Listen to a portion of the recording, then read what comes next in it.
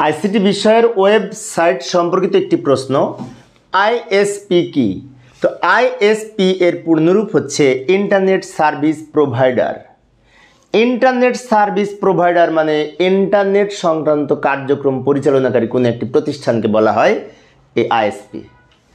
যেমন এই যে সার্ভারের যারা বিশেষ করে বিভিন্ন ইন্টারনেট সম্পর্কিত প্রতিষ্ঠান আছে যে সমস্ত, এইগুলির ক্ষেত্রে এই যেমন আরও আমি এখানে তথ্য লিখেছি, লক্ষ্য করি আইএসপি এর মাধ্যমে ইন্টারনেট সার্ভারে সংরক্ষিত ওয়েবসাইট এবং ইন্টারনেট ব্যান্ডউইথ পরিচালিত হয়। অর্থাৎ যারা এই মূলত সার্ভার এবং ব্যান্ডউইথ পরিচালনাকারী, ওয়েব সার্ভার কি, যেখানে তথ্য সংরক্ষণ করা হয় এবং সার্ভারে ওয়েবসাইটকে হোস্টিং করে রাখা হয়।